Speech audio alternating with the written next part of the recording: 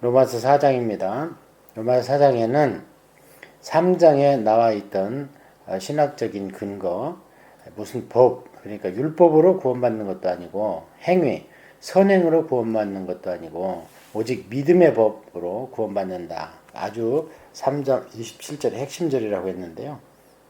거기에서 이제 그걸 근거로 쭉 말씀을 하시다가 할례자도 믿음으로 말미암아 또 무할례자도 믿음으로 말미암아 의롭다 하실 하나님은 한 분이시다.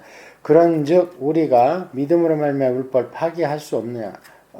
그럴 수 없다. 도리어 율법을 굳게 하느냐? 이렇게 이제 3장이 마감됐는데 그 예를 이제 우리가 알아듣기 쉽게 아브라함과 다윗을 들어서 이제 그 3장의 신학적 근거의 예를 들어서 우리가 이해를 돕습니다. 그런즉 이제 그 3장에 쭉 이론이 나왔으니까요. 구원의 이론이. 그래서 이신칭의가 있고 우리가 구원을 받을 때는 하나님께서 우리를 칭해 주십니다. 의롭다고. 그러면 또 이신득의가 있습니다. 우리 입장에서는 믿음으로 말미암아 이제 그 이가 무엇으로 말미암다는 한 분인데요. 우리는 믿음으로 말미암아 구원을 의롭다함을 우리는 얻습니다. 그래서 우리 입장에서 보면 이신득이 되고 하나님 입장에서 보시면 이신칭의가 되는 거죠. 그런즉 육신으로 우리 조상인 아브라함이 무엇을 얻었다 하리요? 만일 아브라함이 행위로서 의롭다 하심을 받았으며 장한할 것이 있으려니와 하나님 앞에서는 없느니라. 이제 육신으로 이렇게 여기 번역이 되어 있는데요. 이게 이제 그 어떤 영적으로가 아니고 세상의 법이나 또는 우리의 육신, 세상의 이런 방법으로 하나님이 구원이나 이런 의롭다함을 얻었겠는가? 그럴 수 없다. 오직 하나님 앞에서는 우리 행위로서, 우리 육신으로서 우리가 구원을 얻을 수는 없다. 성경이 무엇을 말하느냐? 아브라함이 하나님을 믿음에 그것이 그에게 의로 여겨진 바 되었느니라. 그러니까 육신으로 얻은 게 아니라는 거예요. 아브라함의 구원이. 이게 육신은 우리가 3장을 예를 들린다면요. 법으로냐 행위로냐 여기 해당하는 거죠. 법은 율법의 이행, 행위는 선행 이런 거. 그게 아니라는 거예요. 그게 우리의 얘기가 아니고 성경이 창세기에서 그렇게 설명한다. 그렇게 말씀을 합니다.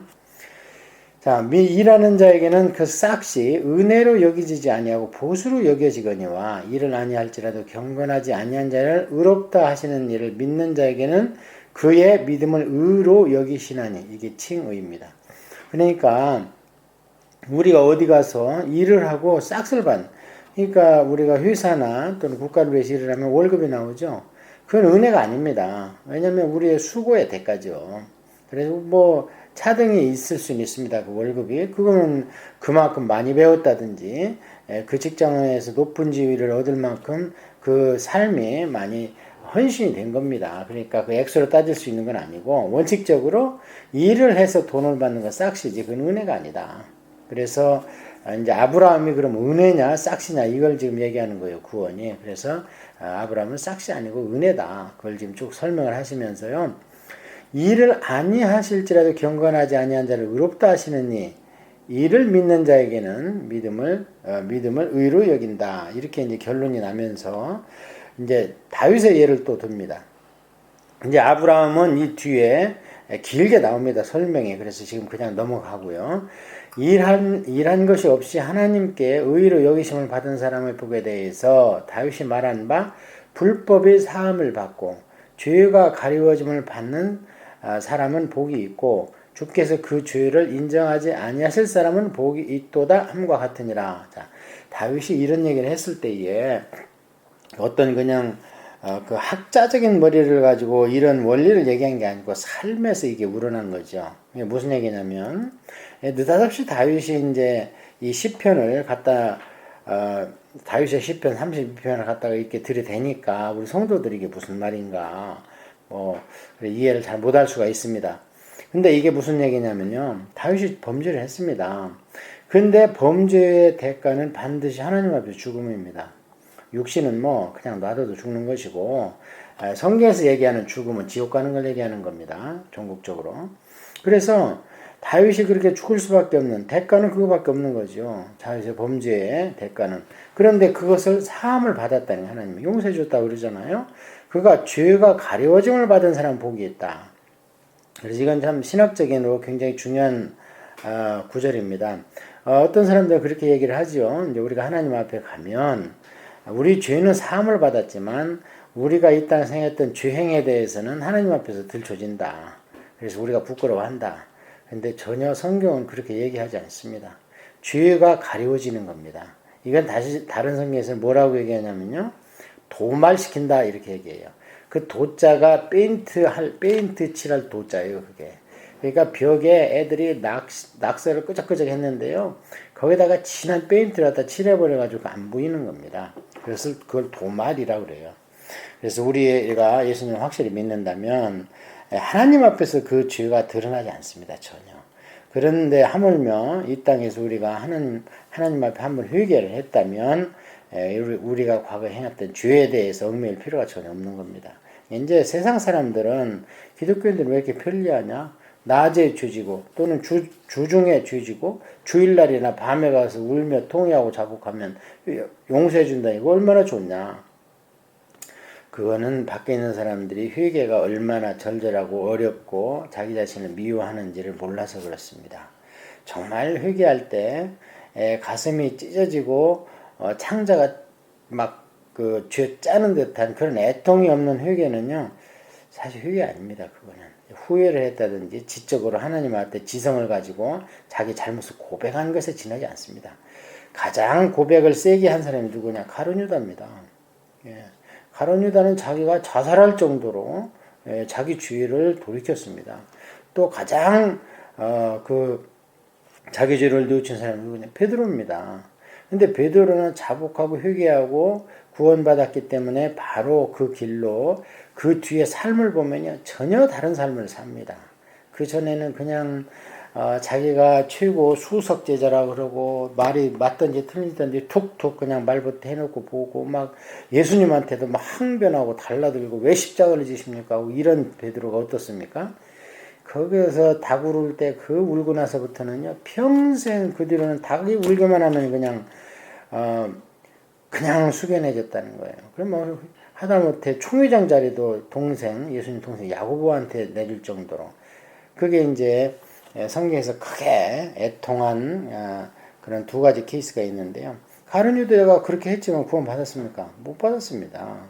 하물며 믿는다고 회개했다고 하면서 또 우리가 그런 창시가 끊어질 정도의 그런 죄를 미워함이 없었다면 글쎄요 진정한 회개인가 하고 우리가 의심을 할 수밖에 없습니다. 자, 그래서 이제 다윗이 그런 범죄를 했는데 하나님께서 죄를 용서해 주셨다는 거예요. 이거 하나님만 하실 수 있는 겁니다. 마땅히 죽어야 되는데 죄를 가려 주셨다는 거예요.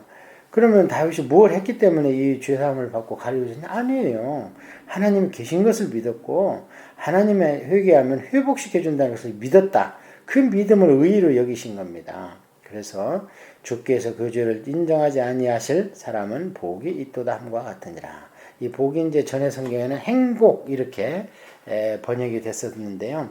이거 충만하게 가득 차가고 넘치는 상태를 얘기하는 겁니다. 그냥 잠시 감정이 그냥 뭐 자식이 예를 들어서 뭐 사복고시가 됐다. 그래 기뻐 뛰고 세상을 준 거 잠시죠. 그건 복이 아닙니다. 여기서 얘기하는 복은 흘러 넘치는 상태가 지속되는 거. 그게 우리 영혼의 복 아닙니까? 그런 복을 다윗은 얘기를 하고 있는 겁니다. 그런즉 이 복이 이 행복이 할례자에게냐 혹은 무할례자냐 무릇 우리가 말하기를 아브라함에게는 그 믿음이 의로 여겨졌다 하노라. 자, 그래서 지금부터는 굉장히 중요합니다. 그래서 우리 에스라 성경에서 창세기 공부할 때 창세기가 모든 것을 시작하는 성경이지만 대부분은 이제 눈에 보이는 거나 물질이나 무슨 이런 제도 같은 걸 시작을 얘기하는데요. 칭의가 창세기에서 시작됩니다. 그 다음에 예수님의 십자가가 창세기에서 시작됩니다. 그래서 칭의는 창세기 5장에 이제 먼저 그건 이제 마지막 그 조카 롯이 떠나버렸죠.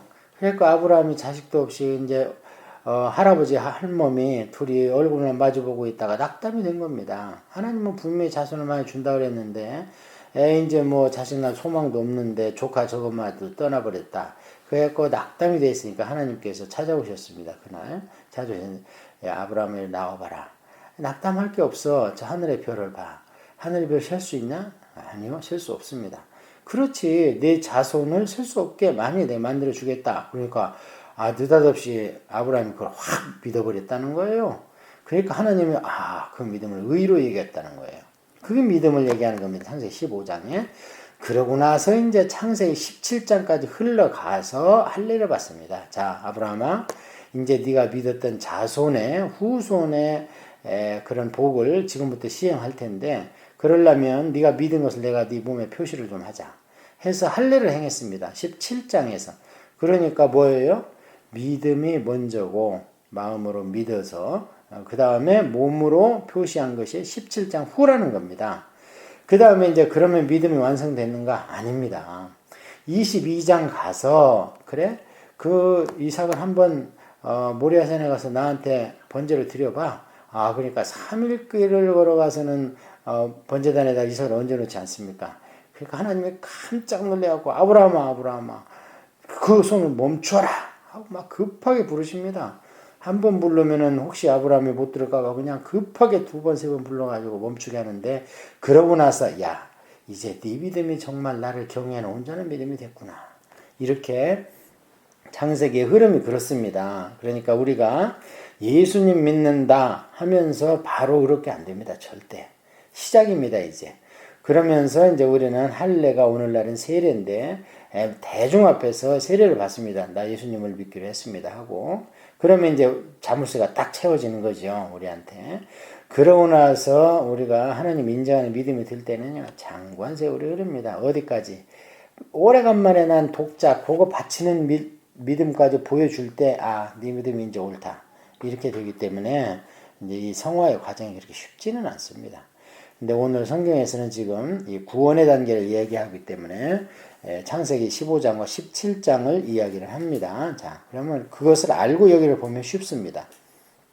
자, 11절에 그가 할례의 표를 받은 것은 무할례시의 믿음으로 된 의를 인친 것이니 이는 무할례자로서 믿는 자의 모든 자의 조상이 되어 그들도 의로 여기심을 얻게 하려 하심이라. 자, 이래서 아브라함의 이제 이신칭의의 구원은, 이신득의의 구원은 어디서 받았냐면 그것을 믿었기 때문에 창세기 15장에서 받았는데 할례는 아직 안 했잖아요.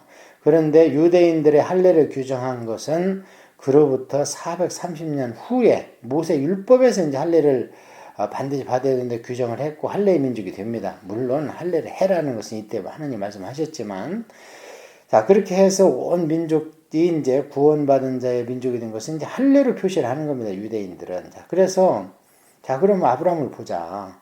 너희들만 구원받은 게 아니다. 왜냐면, 아브라함이 구원받은 것은 무할례시의 구원을 받았기 때문에, 이 당시에, 할례를 받지 않은 이방인들도 구원을 받는 거 아니냐. 지금은 그 말씀을 하시면서, 그렇다면 모든 인류가 무할례자에 속하니까, 유대인 빼고는 그들 모두에게도 참 하나님이시다. 그리고 그들 모두에게도 믿기만 하면 구원이 있는 것이다.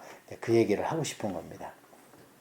또한 할례자의 조상이 되었나니, 이건 이제 육신적으로 족보를 보면 할례자의 당연한 조상이죠. 그러니까 아브라함은 무할례자로서 구원받는 자의 조상, 무할례자의 모든 자의 조상이 아닙니다. 영적으로 무할례자이면서 우리 같은 사람이면서 구원받으면 아브라함이 우리의 믿음의 조상이 되는 겁니다. 자, 그래서 그렇게 이야기를 한 뒤에 12절에 또한 할례자의 조상이 되었나니, 이건 당연하죠. 유대인의 조상이니까. 이 곧이 다시 말하면 이렇게 번역하면 쉽습니다. 그래서 다시 말하자면 할례 받은 자뿐 아니라 모든 조상 아브라함이, 우리 조상 아브라함이 무할례시에 받았던 믿음의 자취를 따르는 자들에게도 그러하니라. 자, 이렇게 해서 이제 아브라함의 예를 들어가지고 우리한테 쉽게 설명해 주지 않습니까? 구원의 도리를. 아브라함이나 그 후손에게 세상의 상속자가 되리라 하신 언약은 율법으로 말미암은 것이 아니오 오직 믿음의 의로 말미암은 것이니라. 세상의 상속자가 무엇인가? 이 세상의 상속자가 이 당시에는 이 뒤에 쭉 읽어보면요. 첫째 아브라함에게 하나님 말씀하신 것은요. 아브라함의 육신의 후손입니다. 그 이제 계보가 어떻게 내려오냐면 이삭으로 해서 야곱으로 요셉으로 이렇게 흐르죠. 그 곁다리들이 많죠. 그 중간에 이스마엘도 있고 에서도 있고 근데 다 천해빌입니다. 천해빌고 아브라함의 그 약속의 후손들이 세상의 상속자인데 이 세상이 그 당시에는 가나안 땅이죠. 이스라엘 민족의 영토가 될 거기에 상속자가 된 겁니다. 그렇다면 오늘날은 어떻게 세상이 이제 어디로 확대가 되냐면요. 아까처럼 무엘레제의 조상이 된 것처럼 이제 교회로 오면서 신약 시대는 이 세상이 진짜 세상을 얘기하는 겁니다. 열국과 만국 백성 다 얘기하는 거고 우리가 이제 온 우주의 후사가 될 겁니다. 나중에. 자, 그래서 그렇게 쭉 쉽게 이제 우리한테 설명을 해 주시는데요.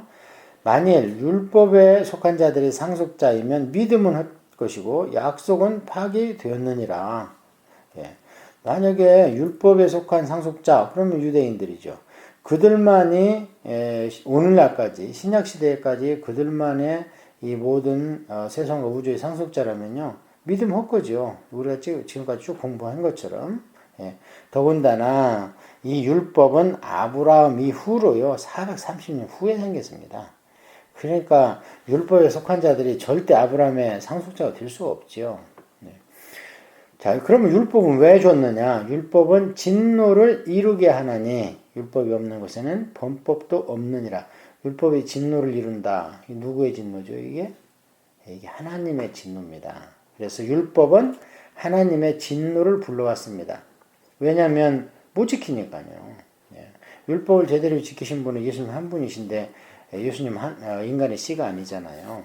자, 그래서 율법은 죄를 정의를 한 거고 인간의 육신의 한계를 우리가 알 수 있도록 깨달을 수 있도록 그래서 십자가 밑에서 항복해야만 되는 그게 율법의 속성이다. 근데 그럼 뭐 율법이 악한 것이냐? 절대 아니죠.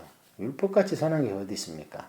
그래서 율법은 하나님의 속성인데 인간이 거기에 못 따라가는 거죠. 항복해야 되는 거죠, 빨리. 자, 그러므로 상속자가 되는 그것이 은혜에 속하기 위하여 믿음으로 되나니 이는 그 약속을 그 모든 후손에게 굳게 하려 하심이라.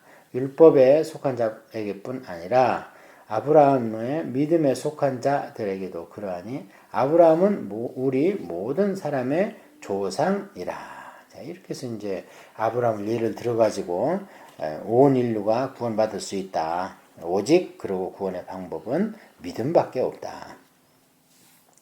기록된 바 내가 너를 많은 민족의 조상으로 세웠다 하신 것 같으니 그가 믿은 바 하나님은 죽은 자를 살리시며 없는 것을 있는 것으로 부르시는 이신이라. 이게 창세기 17장에 나오는 얘기인데요. 17장에서 이제 그렇게 할례를 하면서 하나님께서 약속을 줬습니다. 5절에서 내가 너를 많은 민족의 조상으로 세우겠다. 그랬지. 너를 이스라엘 민족의 조상으로 세우겠다. 이러지 않았습니다. 많은 민족 자체가 복수입니다. 그래서 뭐 한민족이냐, 일본, 중국 이렇게 여러 민족들의 조상이 된다. 이렇게 이미 창세기에 하나님이 선포를 하셨습니다. 자, 하나님이 그렇게 이제 선포를 하시고 하시면서 하나님에 대해서 여기에 참 어떤 분이신가? 하나님은 죽은 자를 살리시며 없는 것을 있는 것으로 부르시는 하나님이다. 이게 이제 그 창세기에 22장에 이삭을 바치는 사건 이걸 얘기를 하면서요. 죽은 자를 살리시는 것은 이게 히브리서에는 그렇게 표현이 되어 있습니다. 어떻게 표현이 되어 있냐면요. 이삭이 사실상 죽었답니다. 거기서. 그런데 죽은 가운데서 다시 얻었다는 거예요. 이게 부활이죠. 예. 그래서 이것은 두 가지를 얘기하는데 첫째는 지금 사라나 아브라함이 죽은 것 같은 몸 가운데에서도 하나님께서 씨를 줌으로 그들의 이제 후손을 이어간다. 그냥 살리는 거죠. 그리고 없는 것을 있는 것으로 부르신다. 이 부활입니다. 제 얘기가 아니고요. 조금만 더 공부하면 나옵니다. 이렇게. 아브라함이 바랄 수 없는 중에 바라고 믿었으니 이는 내 후손이 이같으리라 하신 말씀대로 많은 민족의 조상이 되게 하려 하심이라. 그가 백세나 되어 자기 몸이 죽은 것 같고 사라의 태가 죽은 것 같음을 알고도 믿음이 약해지지 아니하고 믿음이 없어 하나님의 약속을 의심하지 않고 믿음으로 견고하여져서 하나님께 영광을 돌리며 약속하신 그것을 또한 능히 이루실 줄을 확신하였노니 그러므로 그것이 그에게 의로 여겨졌느니라. 그래서 우리가 창세기를 자세히 공부하면요, 하나님께서 후태여 창세기에다가 사라의 경수가 끊긴 것을 기록하도록 합니다. 완전히 소망이 끊겼죠. 그래서 아브라함만 어떻게 나이가 들어가지고 그 죽은 몸이 이제 후손을 씨를 뿌릴 수 없는 몸이 됐을 뿐만 아니라 사라까지도 경수가 끊겼다는 얘기를 꼭 기록하도록 합니다. 그러고 나서 이제 이삭을 줍니다. 그래서 그 할아버지 할머니가 다 소망이 없는 가운데에서 자식을 바라니까 이게 엄청난 믿음이죠, 사실은. 그래서 이제 이런 가운데에서 그런 게 어떻게 보면은 또 예수님의 예표다 이렇게도 우리가 볼 수 있는 거죠. 예수님은 씨가 없이 사람의 씨가 없이 태어났으니까 이런 아브라함과 이삭 가운데서 아브라함과 사라 가운데서 이삭이 나오는 것이 예표고 또 예수님께서 남자의 씨가 없이 여인의 몸에서 나오는 것이 그래서 여인의 후손이 된 것이 이제 그게 진짜다 그렇게 볼 수 있습니다. 그에게 의로 여기졌다 기록된 것은 아브라함만 위한 것이 아니요 의로 여기심을 받을 우리도 위함이니 곧 예수 우리 주를 죽은 자 가운데서 살리신 이를 믿는 자이니라. 그래서 아까 제가 얘기한 없는 것을 있는 것으로 부르시는 죽은 나사로를 나사로라 나오라. 그러니까 살아서 나오는 거예요. 그게 하나님의 능력이라는 겁니다.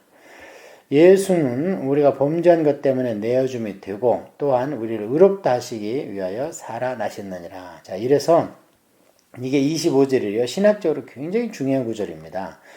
그러니까 참 사도 바울은요, 말씀 한마디 한마디가 참 몇 시간짜리 설교 제목이 될 수 있습니다. 그 안에 녹아있는, 그 신학적인, 저희가 굉장히 강합니다. 여기도 보면 예수님은 우리가 범죄한 것 때문에 내줌이 됐지요. 이 대속입니다. 이게 이제 십자가의 죽음인데요. 또한 우리를 의롭다 하시기 위하여 살아나셨느니라. 우리를 법령에 대해 내주해서 대속만 하면요 소용없습니다. 사실 영적 논리의 그 논리상 순서는요 의롭다 하고 그 다음에 우리를 위해 우리의 죄를 죄값을 받으시고 그 다음에는 우리를 의롭다 해 주셔야 되는 거예요. 그래야 이제 또 그 다음 단계가 양자를 삼아 주시는 건데요. 어떤 사람들은 예수님이 십자가의 죽음으로 우리가 대속됐다는 거예요. 그래서 부활은 별도다. 그런데 절대 그렇지 않습니다. 그럼 큰일 나는 거예요. 왜냐하면 만약에 예수님께서 죽으시고 부활이 없다면 예수님 죽음 자체가 대속일 수가 없습니다. 그럼 예수님의 어떠한 죄 때문에 돌아가신 거예요. 왜냐하면 사망은 죄의 결과이기 때문에. 그런데 예수님이 부활하심으로 말미암아 대속으로 완전 값을 치르시고 그 다음에 이제 치렀기 때문에 본래 본인의 그 보좌로 다시 복권하시고 승귀하시는 겁니다. 그래서 죽음과 부활은요 하나로 봐야 됩니다. 그래서 우리는 칭의의 조건이 예수님의 십자가다. 여기서 끝나면 큰일 나요. 그래서 십자가로 칭의 그 대속을 이루셨기 때문에 이제 본래의 본인의 모습으로 다시 회귀되는 그런 부활이 있어야 되는 거예요. 그래야지 그 죽음이 본인의 죄 때문이 아닌 게 되는 겁니다. 좀 어려운 것 같지만 사실은 쉽습니다. 그래서 이 로마서 우리가 잘 공부하면요, 굉장히 우리의 구원이 그냥 어떤 성경을 뭐 몇 구절 암송해서 구원받는 게 아닙니다. 하나님께서 이미 창조의 질서와 구원의 그런 구속사적 그런 가운데서 한치도 빈틈이 없이 논리적으로 다 전개된 겁니다. 다음에 이제 5장에 보면은 예수님의 그런 십자가에 대해서 우리가 더 명확하게 예수님의 그 부활과 그다음 대속이 우리하고 무슨 관계 있느냐 이런 것을 5장에서 아담을 예로 들면서 대표와 연합의 원리로 우리를 완전히 설득시키고 맙니다.